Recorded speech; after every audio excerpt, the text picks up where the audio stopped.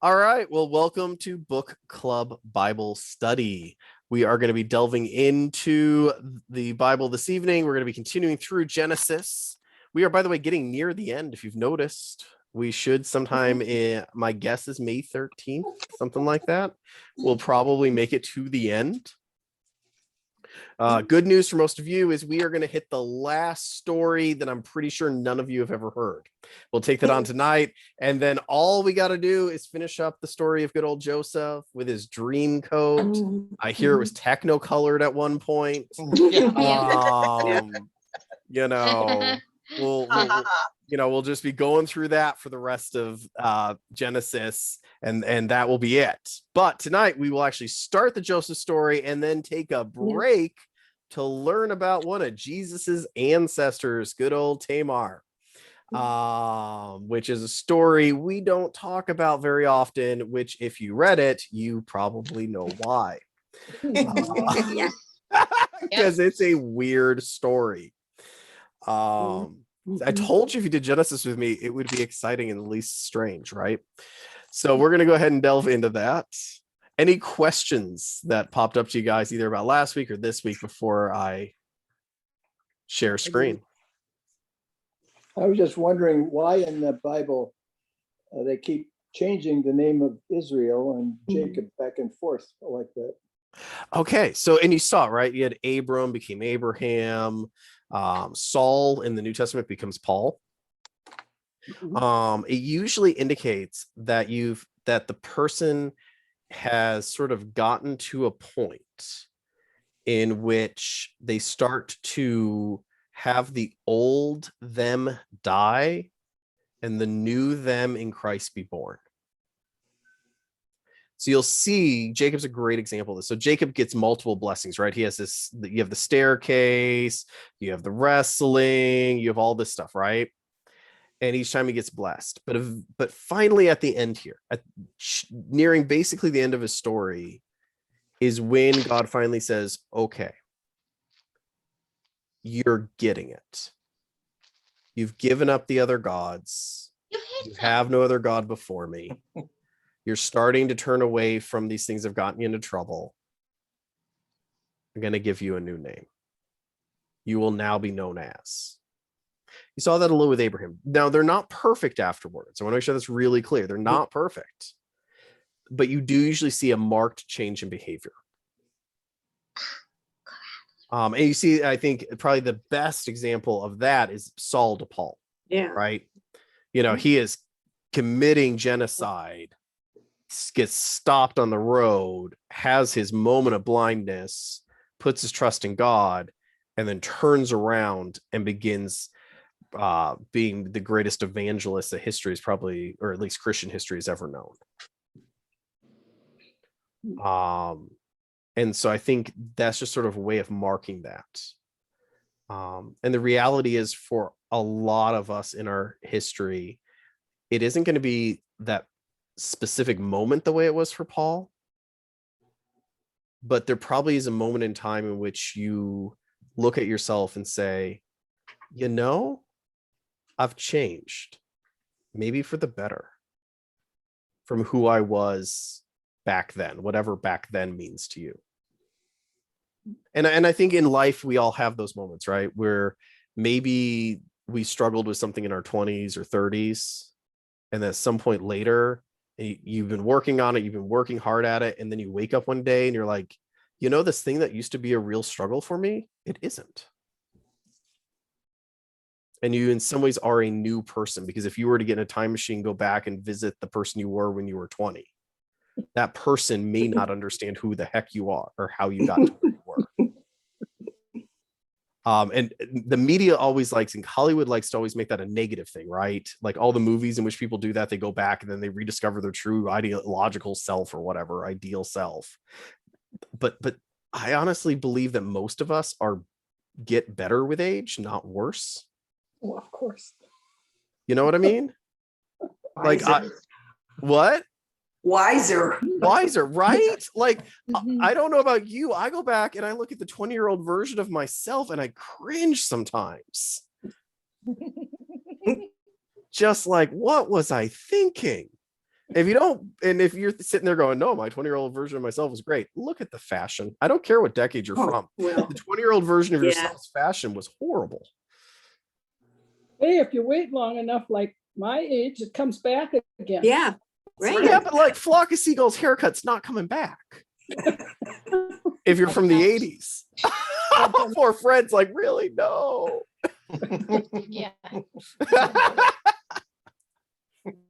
Or like the crazy, like I got a picture of my grandfather when he was in his 20s. It was one of the few like very old pictures. And he had, I'm forgetting what the name of it is, but this like giant Bonteef Pompadour. Oh, the pompadour. pompadour. Like it was Yeah. insane.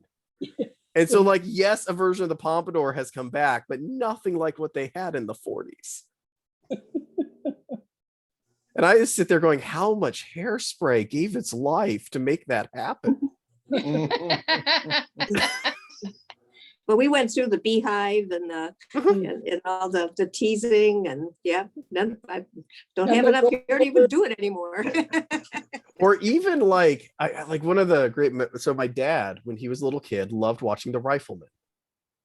You remember the old show, The Rifleman? yeah. Mhm. So he grew up watching it. It was one of his favorite shows as a kid. And so I can remember, it's like the mid 90s and my dad goes into Blockbuster, if you can remember Blockbuster. Mhm. I say this to confirmants, they look at me with blank looks and I realize they have no clue what I'm talking about. And he sees The Rifleman on their TV section and he's like, we've got to watch this. This was my favorite show as a kid. I want to share it with you. We made it like half an episode in and my dad's like, I never realized how horrible of a show this was. Some of them just do not age well at all. Rifleman doesn't, not on issues of particularly like race. Like it was bad. My dad's like, I'm not okay with you watching this. Never mind. I know I rented it and I'm turning it off. And like I can remember some of those Nick at Night shows that I grew up on. I have gone back and Netflix and be like, oh, and I'll watch and I'll be like, whoa, that's not okay. Just and these cringeworthy moments, but heck, I've even had them with like Friends or Frasier, which is what I would have grown up with as contemporary stuff. Where I'm like, ooh, or West Wing. Any of you were West Wing fans? Go back and watch it now, and you're just like there's cringe Frasier. moments. Cheers. I tried doing Frasier. And then What were you saying? Oh, we tried watching Frasier. She was saying. Yep. And it never stuck. Yeah. That's But she's okay. never seen Cheers either. So Oh, I have not. That's fair. And again, these are all great shows. Like I have nothing against any of them. It's just it's interesting how you go back but I think that's good because it shows that like we've all gotten to be better people. If what we used to watch and think was normal, we now cringe at and go, ooh, maybe that isn't okay to say or isn't okay to do.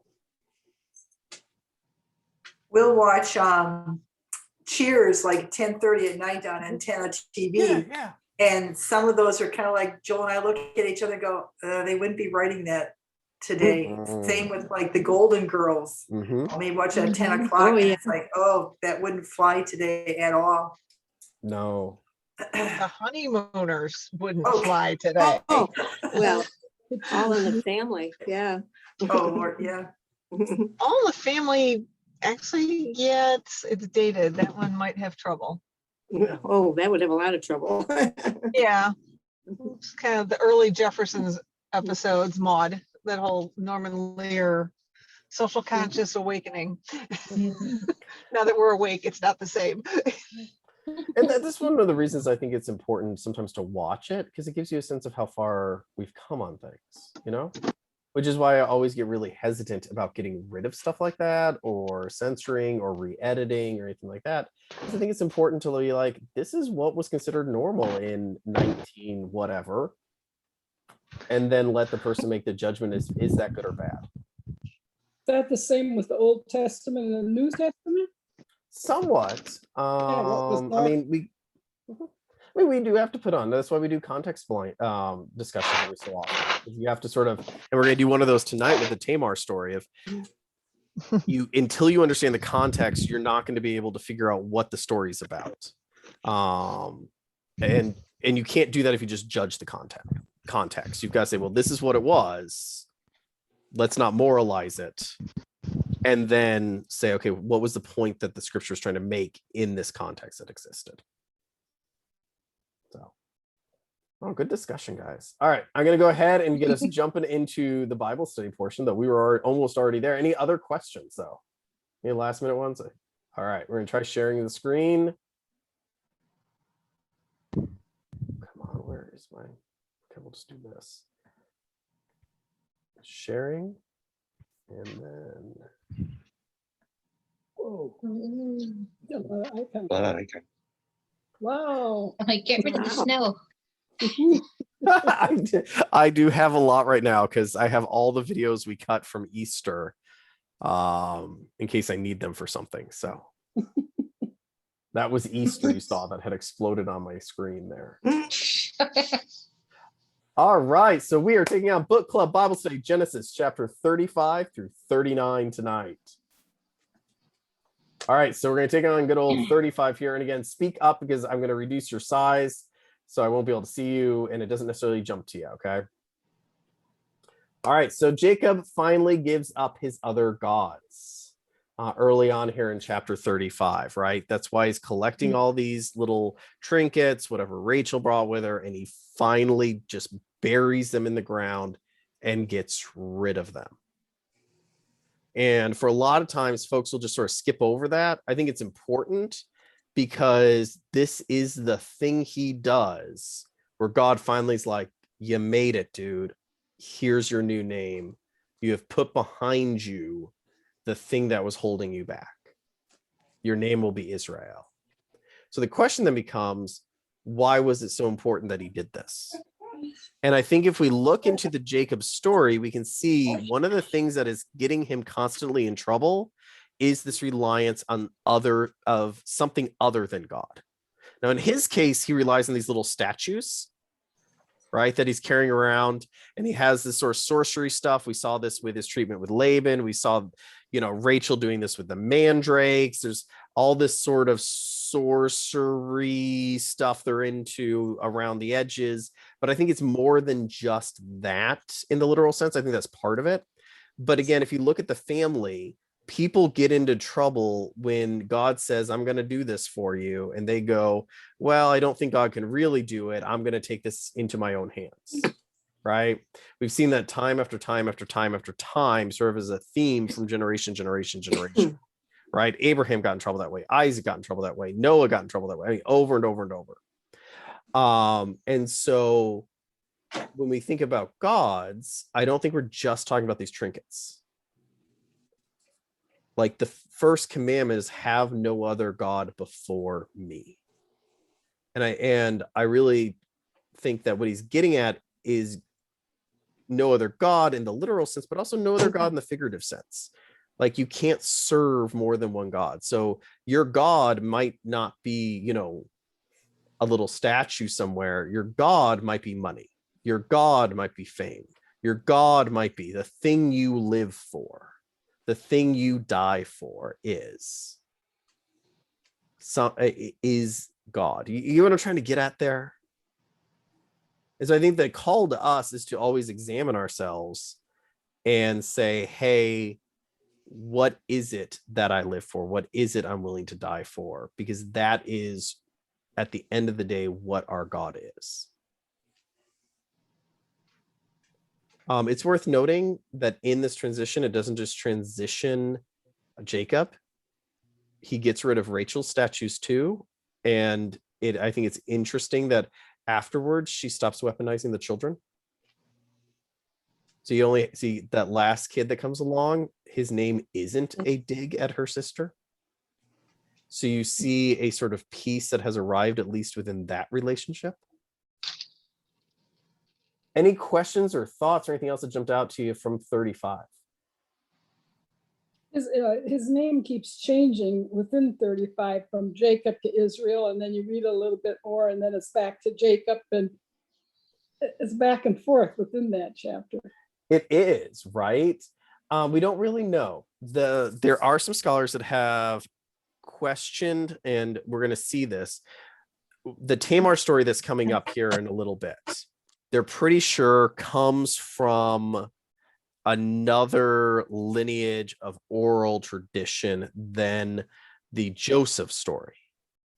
And there's some really clear signs that that's probably occurred here. Mainly the clearest being that you have a time jump, because you're talking about a character and then you're talking about a person, and then all of a sudden you're talking about that person 5 years in the future, and then you jump back to the story. Okay. Now this is going to come up in a little bit. So one of the theories about why you have this Jacob Israel thing bopping back and forth is that you have two competing narratives that were aligned together. So there is some theories that what you have is two oral traditions that have the basic story structure that are basically the same. And in one of them, the name is changed to Israel, and the other one, the name is not changed.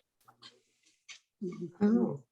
And so at some point they got wrapped into each other prior to being written down, which is why you're jumping back and forth. So some textual critics have actually tried to extract the story and say, like, these parts of the story probably existed to, in both original stories, but this was in this and this is in that, which I think can be interesting, and would put a pushback against the idea that the Jacob to Israel name is important.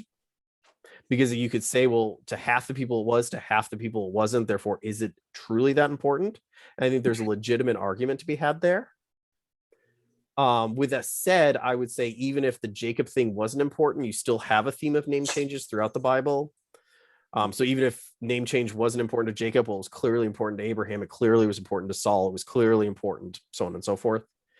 So I'm not sure in the grand scheme that detail changes a lot for the overall arc of either Genesis or the Bible, but it does change a little bit of the context for Jacob. So I think it's an important thing to keep in the back of one's mind, because if there isn't a name change, then you can't really bring out the giving up of the gods as anything more special than anything else he does. Okay. So something goes from being a highlighted issue to a footnote very quickly. And that does change, I think, the story of who we find Jacob to be. Because if he really is having a name change and this really is important, then that is a cue for us as the reader to key in on, well, what did he do that changed things? But if he doesn't get a name change and it isn't that important, then we should footnote that it's probably a good thing that he gave up the gods, but it wasn't grandly significant. Though you still have Rachel stop weaponizing the children, and she is the one who originally saved the gods. So you could make an argument through Rachel, even if you were to say Jacob's name wasn't changed. So great question.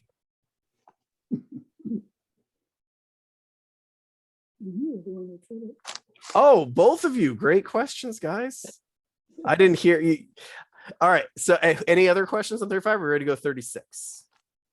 I have a question. Absolutely. Okay. Jacob is in communication with God, literally verbatim or word for word. Was that a question? Well, kind of, because I'm trying to understand how Jacob could be actually having a conversation with the Almighty Being, but he still has these dolls or trinkets to communicate with the other God. Like is he able to talk to them too? So, okay, so we don't know is the probably most correct answer. We don't know what his relationship with these little trinkets are, though we do get some senses that we're dealing with a very different sort of religion, because it in neither in the Mandrake story or in the story of the branches, and I'm forgetting what tree that was, is there a discussion with a deity? This seems to be more in the realm of sorcery or magic. And I'm not saying that in a pejorative way. Okay. Like I'm not putting it down. I'm saying that the difference being sort of a monotheistic religion is usually about a relationship with the divine that you can relate with. Okay, and that'd be true in Islam, Judaism, Christianity, Hinduism, even if though it's polytheistic, there's a relational aspect where there's a line sort of anthropologically between religions that are relational in orientation and religions that are magical in orientation, because you don't relate with magic in magical religions. You learn a ritual to do it, or you learn a mixture, or you get a relic, or maybe communicate with another world. But you're manipulating substance in a way to get an outcome you're looking for. Okay. So it's not the same sort of relationship. Even if you do have deities in it, because you might sacrifice a lamb to the deity. And if you sacrifice a lamb, then it will give you 7 years of good harvest. That's transactional. And so that is probably the sort of religion he's dealing with, is some sort of very transactional religiosity. Right. So what I would say is, what's going on is he has this relationship going on with God. But when times get tough, or he wants to, take a shortcut in business, he sort of pulls out the old magic and, does his thing to, cheat a little on the side. Okay. Which I think all of us can relate to that instinct, right? Because we've all probably gotten in trouble when we're like, a shortcut. I could rely on God, or I have this other thing, which is like maybe iffy, but Okay. Is that sort of answer the question? Yeah, it did. Okay. Okay. All right, moving to chapter 36 then. All right, so chapter 36. So we learn an answer to one of our questions last week, which, remember, Jacob was didn't really want to go to Esau because he didn't know if Esau was going to kill him. We learn that relationship, well, it was never good again. They ended up working together. So chances are, if Esau took him back after the whole debacle at Grandpa's house, Esau probably would have taken him back and at least not murdered him if he had never gone to Grandpa's house. So that whole fiasco that occurs over at Grandpa's house wouldn't have occurred if he had trusted God, when God had said, I will take care of you. I will make sure you will not be murdered. God, of course, delivers that when Laban catches up with Jacob, right? But Jacob doesn't trust that God is going to deliver him again when Esau catches up with him. And so does his side hustle and sort of grifts his way to Grandpa's house. Verses 31 to 40. Every so often in the Bible, you're going to run into these. This is probably a scribal edition. Pretty universally understood to be a scribal edition at this point. So it's almost surely not in the original oral tradition. It was probably added later as an explanation, for what it's worth. That doesn't discount it. It's still scripture, but that's why it feels sort of out of place. If that helps at all. Any questions about 36? It wasn't a tremendously eventful chunk, in my opinion.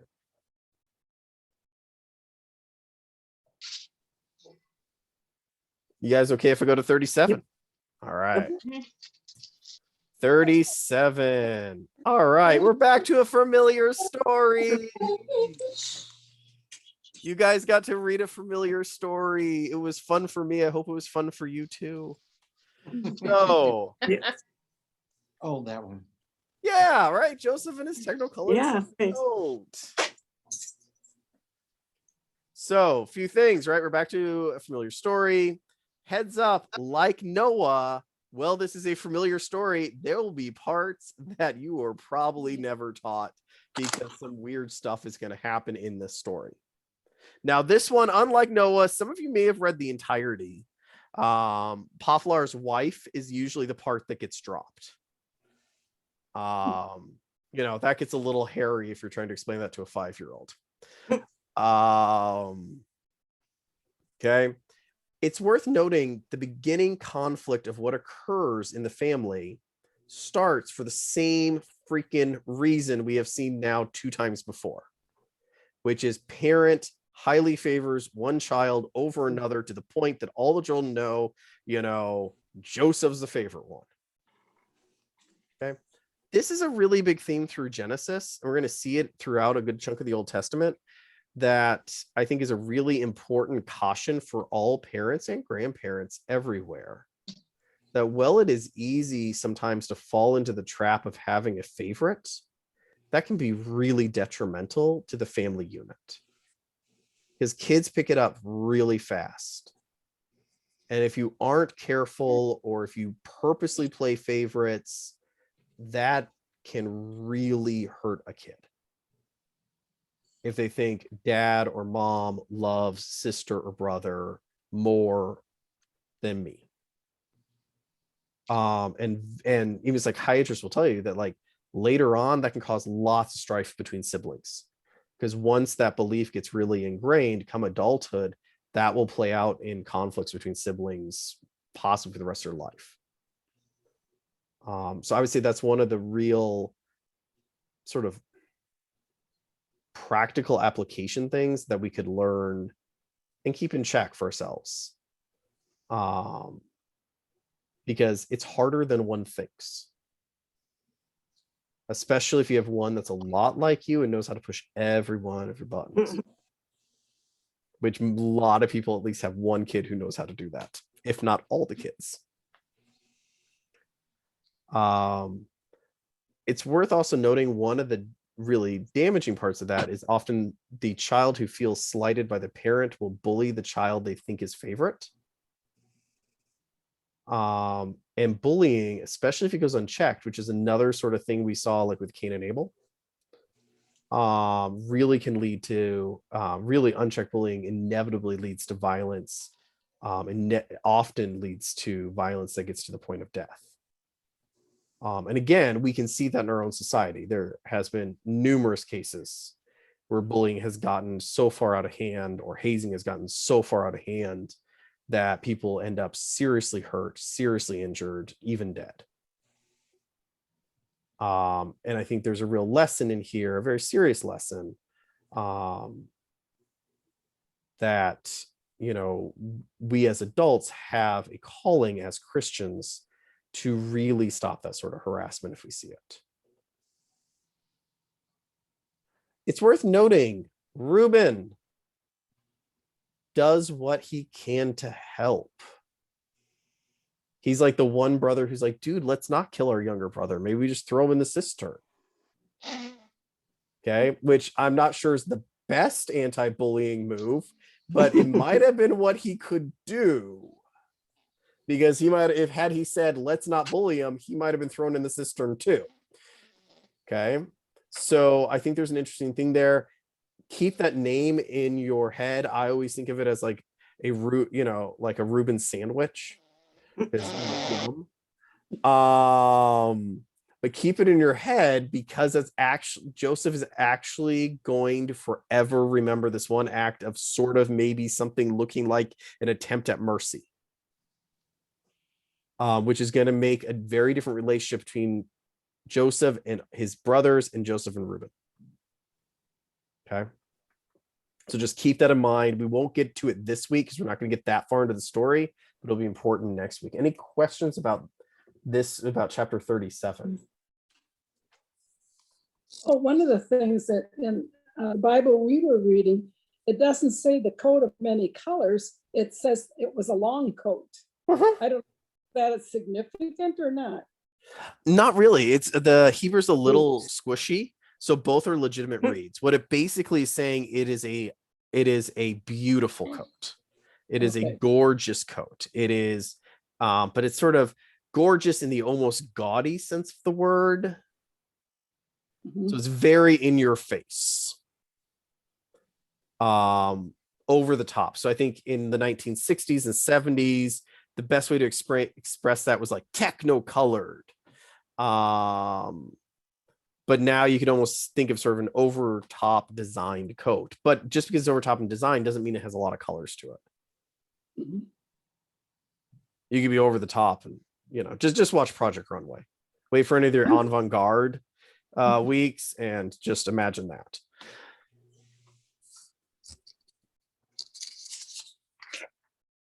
Any other questions about this one? Nope. Okay. All right. So here we go. The one I'm pretty sure most of us have never read before. Good old chapter 38. All right. So this slide came out a little weird. I apologize for that one. So before we can take this on, we need to understand Tamar's world that she is in. Okay. First part's pretty straightforward. She gets married to kid number one. Kid number one dies. She gets married to kid number two. Kid number two, let's go with sabotages the bedroom. Do I need to go into any more detail? Y'all follow what he's doing, right?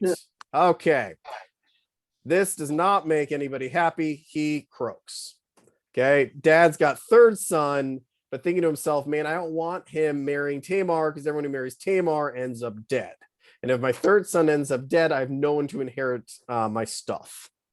So what I'm going to do is I'm going to go to Tamar, say, hey, you can't marry him. He's not old enough, which was true.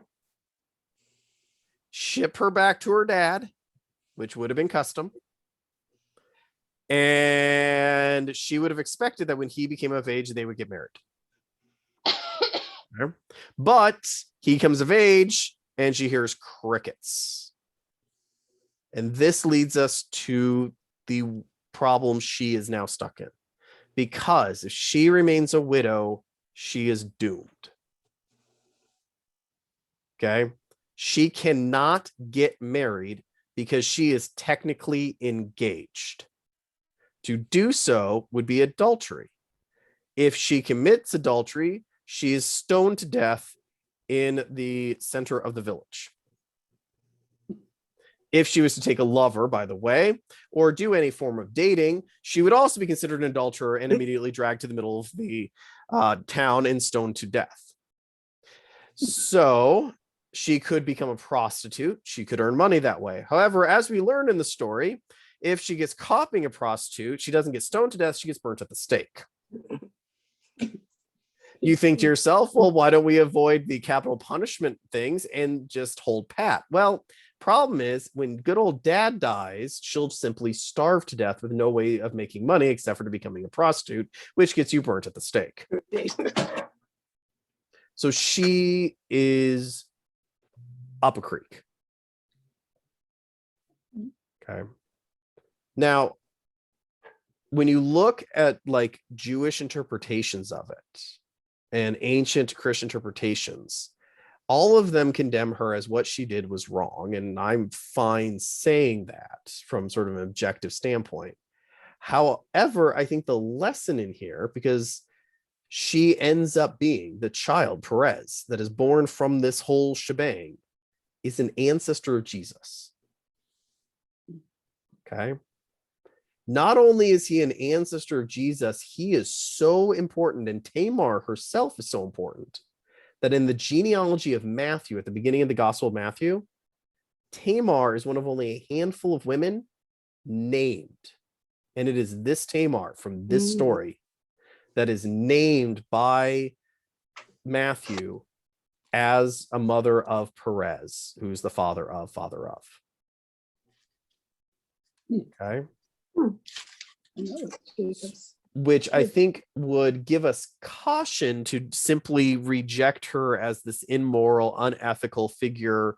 And because one of the lessons you could take is don't be a temple prostitute and seduce your father-in-law.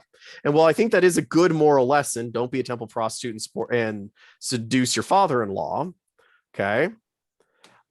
I think there's a deeper lesson, a more important and a more relevant lesson that for us to derive from this.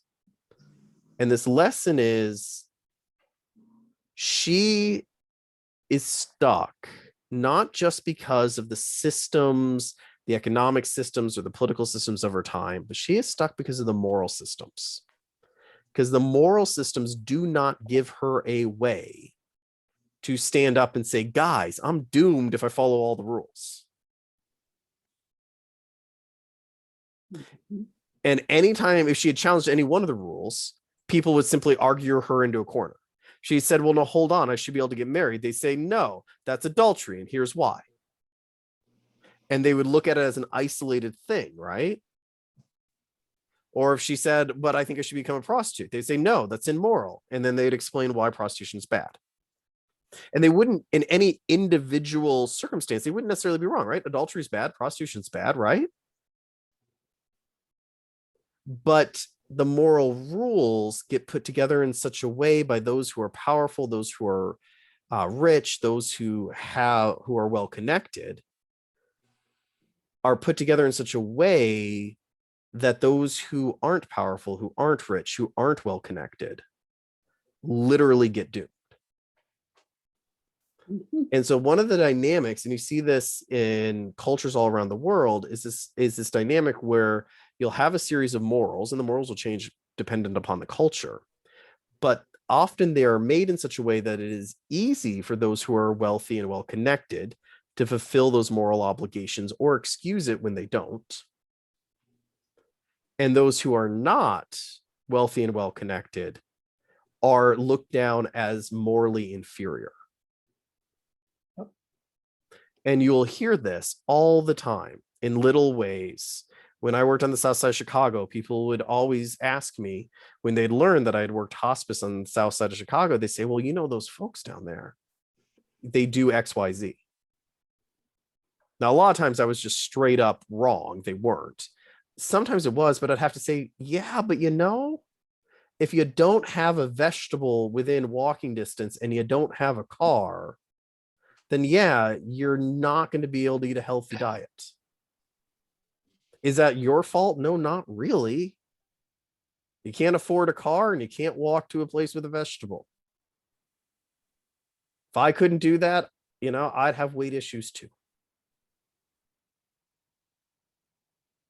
You know, and things along that sort of line. I think the one that most struck me is I lived in New Haven, Connecticut for a while. New Haven, Connecticut is a place that prides itself in progressivism, but it's a very sort of wealthy progressivism. And they passed a law when we were there mandating that all bananas, all bananas had to be organic. That non-organic bananas could not enter New Haven, Connecticut. They could not be sold in New Haven, Connecticut. You could possess them, but you could not sell them. Okay, it was illegal to sell non-organic bananas. Okay. Now, for the rich folks at Yale University, this was no problem when the average banana went from something like 40 cents a banana to $1.50 a banana. Okay. So we're talking like 150, you know, talking more than doubling. Okay. You're almost tripling the price of a banana. To your professor making 6 digits, they didn't even notice, right?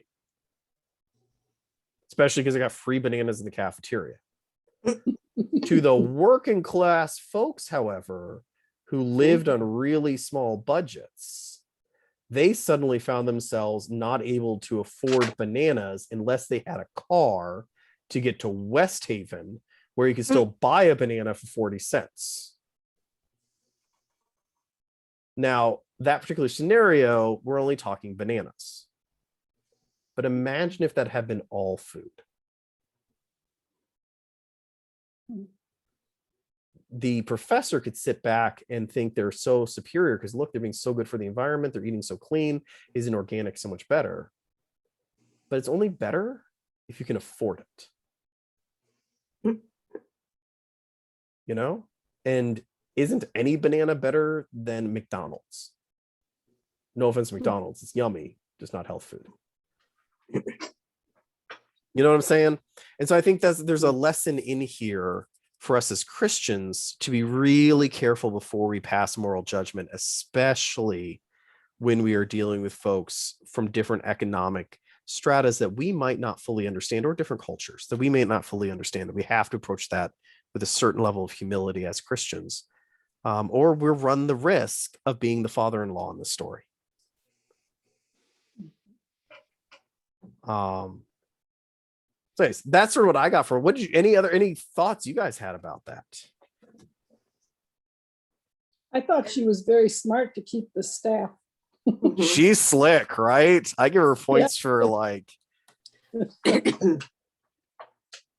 She was desperate, yes, she Yes. and she was not being dealt with correctly because you said the laws and the rules, was. Hmm. and she was put in a very bad situation. Yeah. Mhm. And she had to figure out how to survive. Absolutely.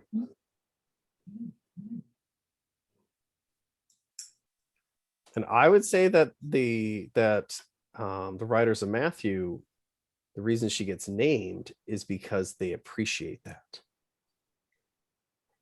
Mhm. They appreciate that ingenuity and that strength.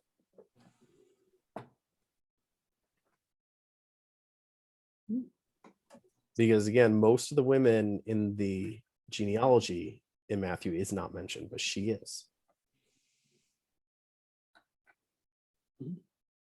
So, right? Again, you should go back, read the genealogy of Matthew, pick out the names of the women, and then Google Rahab? them. You go and read. That's my teaser. You guys should read the Gospel of Matthew genealogy. Everyone just skips over it. We don't read it because everyone's like, "Oh, it's so boring." Until you start Googling some of the names out there of the women, and you go, "Huh, there's some themes here." All right. There's my teaser. All right, we go with chapter 38 or other questions or thoughts or comments. Oh, okay. 39. All right. So 39. For those, just in case you didn't read this, this is two things. One you should know about me is I have a general instinct that if I push politically one way, I have to push politically the other for a thing. My wife just says I like to make everyone mad at me.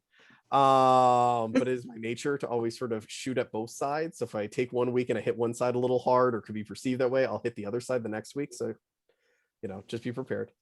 So Potiphar's wife, right? Poor Joseph, he's made his way up. He's a slave, but he's been put in charge of everything. He's running the whole freaking kingdom. And Potiphar's wife's like, hey, let's get it on. He's like, no, that would be wrong. Let's go with his highly aggressive. And he ends up running out of there pretty much naked. Okay. So usually this gets skipped over as, well, that's an uncomfortable scenario. We don't want to tell kids, and we don't.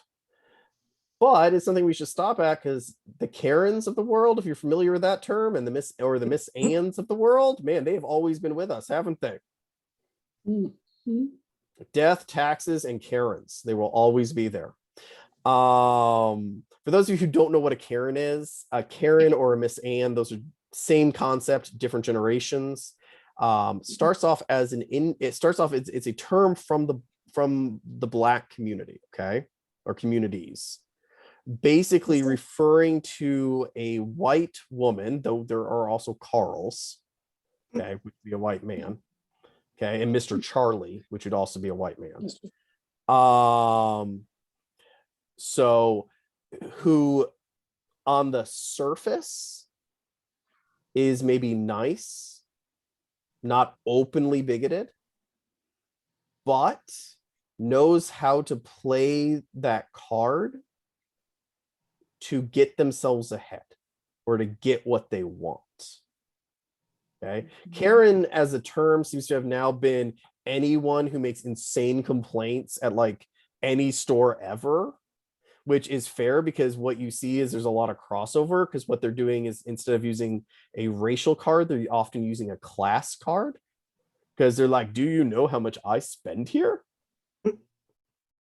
Okay. Do you not know who I am? Let me see your manager. I would like, to have this discount from 4 years ago that I found in the back of a thing. Oh, gee. Oh, come on. You've met this person. Yeah. Oh, yeah. Multiple times. Multiple times. If you've ever worked in the service industry, they're everywhere. And they're not all women. That's why there's also Carls and, Mr. Charlies. But in this case, we're talking Karens and Miss Anns. Sam is the one I'm familiar with. Which Miss Ann? Yes. Okay, I was gonna say that's an older generational thing. Karen's is a Yeah. relatively new version of Miss Ann, Yeah. Okay. Yeah. but same concept. So you have this being leveraged, right? Because she's Egyptian, she's native because we're in Egypt, Mhm. and she is wealthy. So she has three things going for her, but she's female, which is one thing going against her.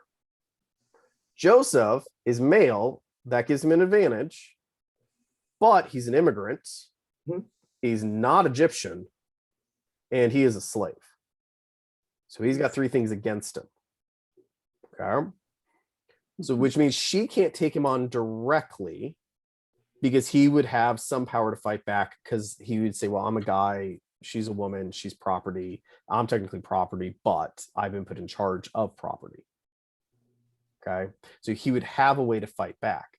So what she does is she is leveraging the fact that she knows that if she screams rape, people will immediately not double check that the immigrant slave dude maybe wouldn't have done that. She knows that society is immediately going to rush to her defense. We saw this with that woman in New York, right? Mhm.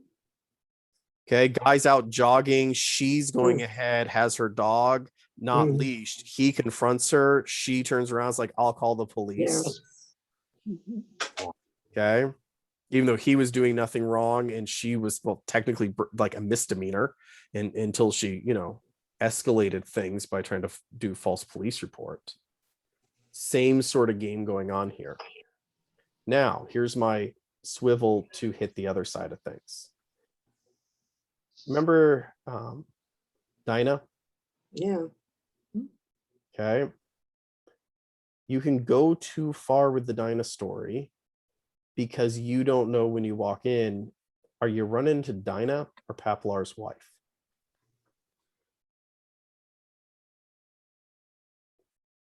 This is why I'm always, especially when you're talking about things like this, you've got to have nuance. Right? There's a sense of nuance. It's complicated. Everyone should be believed, but everything should also be looked at, right? People must be taken seriously because you don't want to just ignore and silence the Dinahs of the world. However, you can't just suspend all reason either. Right? Mhm.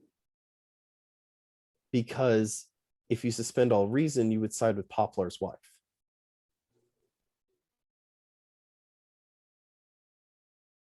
So one of the things I think the Bible helps us do, especially in our highly partisan environment, is push back against the rhetoric of either extreme.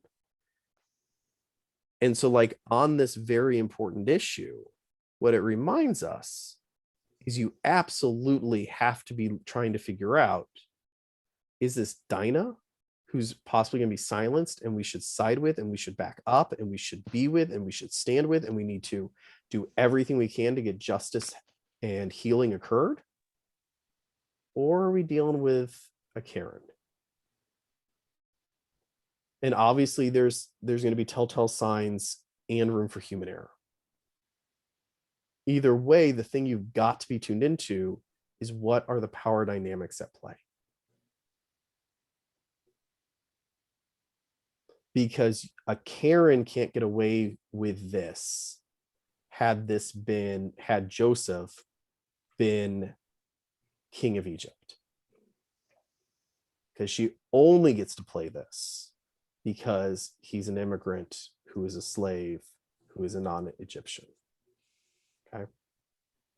So that's why you'll always hear me, especially if ever, because I sort of stay out of politics, but I think it's important to talk about these things. Go, yeah, you can go too far one way. You can also go too far the other. And it's important to respect the complexity of any situation, because the reality is when you're the person walking in trying to figure out what's going on, you don't know what you don't know until you know it.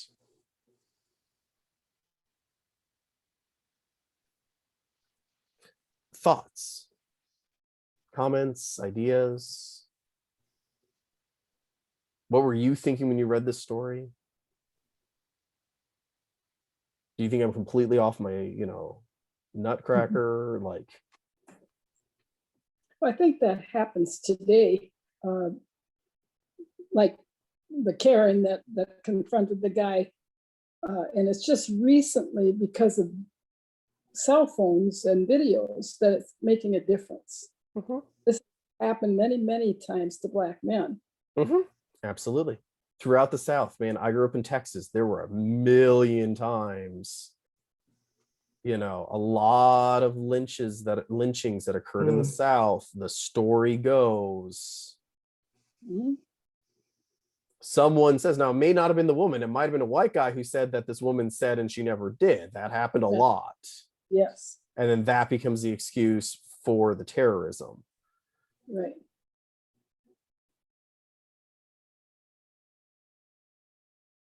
I think not too long ago, there was a woman that accused a Black guy. And then after he was executed, then she recanted. Which again, this is why I think we as Christians always have to try to approach things with a sober mind and not jump immediately to a side.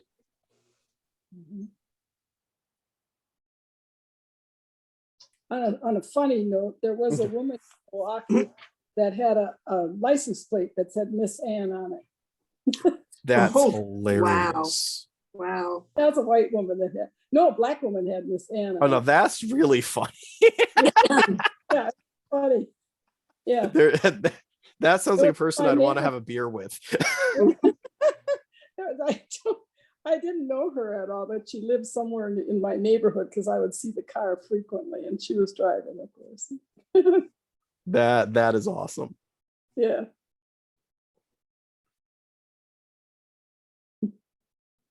Is there a condition that's the opposite of a Miss Ann connotation?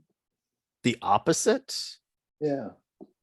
Like someone who's a really strong ally? Or do you mean someone who's male? I mean, somebody of a different, the colors are reversed. So somebody who Would be oh like yes, an Uncle Black- Tom. Uncle Tom. Oh, Tom. Mm-hmm. Got it. I don't know a female version of that. I could try to look it up or call a few friends. But an Uncle Tom would be a sellout. Right. Got it. Okay. Yeah, I can't think of the woman's either. Yeah, I don't know. I there is. I'm sure there is, but There is. I can't think of what it is. But Uncle Tom's more from the Miss Ann generation. I don't know if there's like a. I don't know. Yeah. That's a really good. I like a remaking of the term Uncle Tom to be something. I don't know. There is. There is? Okay. What is? Do you know? Like they're used against the Black Republican congressman, Okay. but yes. I can't think of what it is. Okay. I don't know. I haven't run across it, but it's been a while since I was in South Side of Chicago, and this isn't a normal topic conversation No. with my friends. So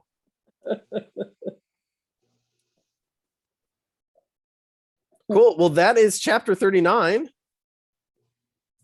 Next week, let's do 40 through 44. I thought I put a last slide on there, but I clearly didn't. So let me stop sharing my screen. So we'll do 40 to 44, and then we will do 45 the following week to the end. But next week isn't actually book club Bible study because this is the first Thursday of the month, which means it is pub theology, my friends, which we are taking on. How do you reconcile the Old Testament with the New Testament? By the way, did any of you all actually vote in the Slido poll? Yes. Yep. Was it easy? Yeah. Yeah. Okay. So we actually got like 6 votes, which is like 2 more than we did on Facebook. So, Woo! woo, right? So, and you can always democracy. Go democracy. Yeah, that out of 2,000 people that could have voted, 6 people did. It sounds like a school board election. So yeah. When I, it asked, I could put a question in, but I didn't see all the other questions. Huh. Okay. When did you go in? Not too long ago, just Okay. maybe 2 days ago.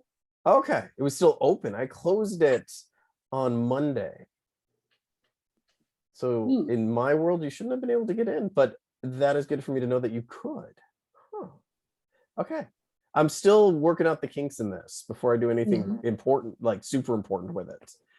I want to make sure. Yeah, It's a topic. Every topic gets to eventually. Like, if someone cared enough that they like hacked Slido so that their topic won, then they deserve to win it just because of sheer determination. You know, it's not like anyone loses anything because your topic will stay there until it is gotten to. You know. Obviously, my Marcia. Your Marcia was there for like a year and a half. Ow. The clergy shortage one is now the oldest one on there. So why is there a clergy shortage? Maybe we should get So you can always vote for that. No, get it out of there. Yeah, so cool. Well, that's all I got. Any last questions, thoughts, reflections, random feelings, meanderings? In chapter 39, like around verse 3, it said, when talking about his Egyptian master, and when his master saw that the Lord was with him and that the Lord gave him success, what kind of beliefs would the Egyptians have had? Did they have other gods? Did they? So the Egyptians would have had, in this area, okay, you would have basically had a competition between a civil religion, which will eventually win out in Egypt, and sort of more indigenous local religions. So you probably still would have had these polytheistic, tribally linked local religions, which had very sort of nature worshiping orientations, okay? However, Egypt at this point is really one of the first nations in any concept that is starting to come together. This is the first time that tribes are coming together to sort of build a sense of a greater nation. Now, this is not a nation state. This isn't like France. This is more like the difference between a random tribe in like an island somewhere and like the Iroquois Confederacy. Like, you're going to have a sense of government and a sense of justice and a judicial folks who make judicial decisions, folks who can collect taxes, so that sort of stuff. But you don't necessarily have like patriotism. You don't necessarily look at yourself and say, I'm an Egyptian because I belong to this territory. Okay, that's going to be a much later concept. But you might have, I am from one of these tribes, therefore I'm an Egyptian, and I fall under the pharaoh who is the king. Okay. And so the tribal or the sort of nation's religion is it would have believed that the pharaohs were direct descendants of God. Okay, very similar to the way the Roman emperors were considered gods in and of themselves. And so these different monarchy lines had sort of divine right, to use a very European understanding. And so that would have been what would have been coming in as a new predominant religion that obviously the pharaohs have a very good reason from a political standpoint to keep promoting really hard, right? Convince everyone you're in charge because you're, child of God. So that's sort of the religion. But because the pharaoh's religion is polytheistic, they also would have looked at anybody else's tribal gods as simply another god in a pantheon of gods. So they would have not rejected the God of Israel. They just would have seen him as the deity that the Israelites worship. Okay. Which is why it is not a contradiction for the pharaoh to look at him and say, your God is with you and your God is powerful. And I would love to leverage the blessings your God gives to you to assist me, even though I am a god. It's worth noting at this point in Israelite sort of anthropological evolution, they would have had not that unsimilar of a view, which is why you'll see in the Old Testament the statement King of Kings or Lord of Lords, because we know, again, early Israelite sort of understanding of the world, they have the best of all the gods, but they're not monotheistic. They have a council of gods, right? Well, they would say their god is the king, Right. like the best of all the gods. And then all the other gods are inferior. In fact, all the other gods added up together are still inferior to Yahweh. But they don't deny that Baal is a god. They don't deny that the golden calf is a god. It's just a much lesser god. Which, by the way, is sort of what Jacob's doing, right? He believes in God, but he's still got these little statues he can like practice magic with. Gotcha. Okay. And so that's gonna be really common. In fact, we're gonna see that all the way. If we were to do this just book after book in order, like that is gonna keep going on throughout the entire book of Exodus. It's gonna, a lot of what Deuteronomy and Leviticus is about is God trying to get people out of that mentality and be like, guys, stop. There is one God. These other gods don't really exist. There is only one God. And so you'll see this repeated. And you'll see it in the prophets, because you'll have people start to get it, and then things will get hard and they'll fall back on these other gods. And then things will go bad. And then a prophet will rise. And then they'll come back. And rinse and repeat. Yeah. Why in the Old Testament do they sometimes say the counsel of gods? Same concept. Okay. Same concept. Now, when you get into the older areas, so like when you're in areas like Genesis, we do know that even that concept of Yahweh as the best God, there's still a little like, probably. There's still a little like hedging their bet in their language. And so the imagery isn't quite like I'm here and they're all way down here. Sometimes it's like I'm the chairperson of Mount Olympus. Okay, yeah. And this guy's the treasurer. Sort of attitude, which is where you get the sort of council visions from. And this would have been part of the time in which they would have looked at Yahweh as male and having a female companion. Oh, okay. And we know that because we have dug up statues of Yahweh and wife. But again, and if we were doing the book of Exodus, one of the big themes in there is that the Exodus is on one level about getting the Israelites out of Egypt, but it's not just getting the Israelites out of Egypt, it's about getting Egypt out of the Israelites. Right.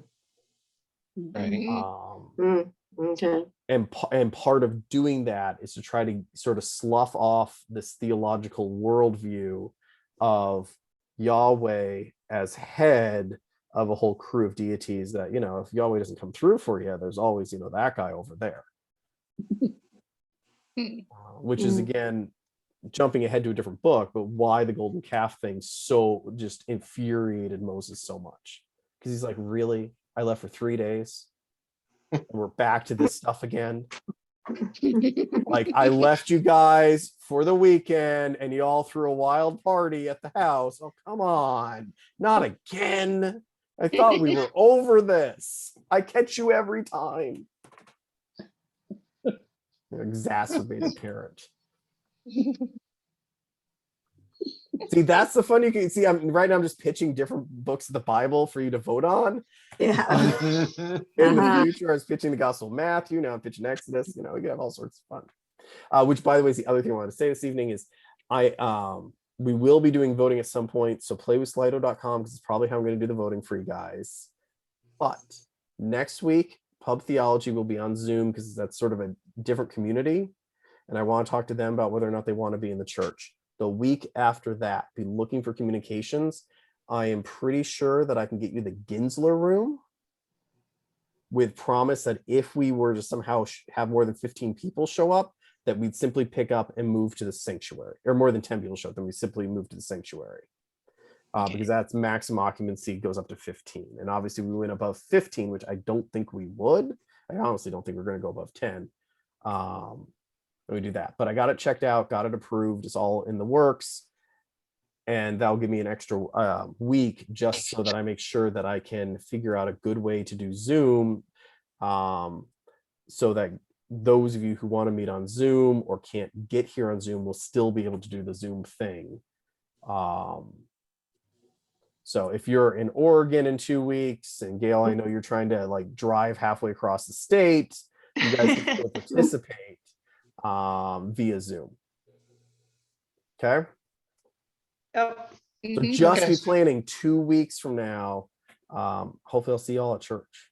And hopefully I'll see you Yay. before that when you come to Yay. outdoor Yeah. worship, okay? Little signs of hope.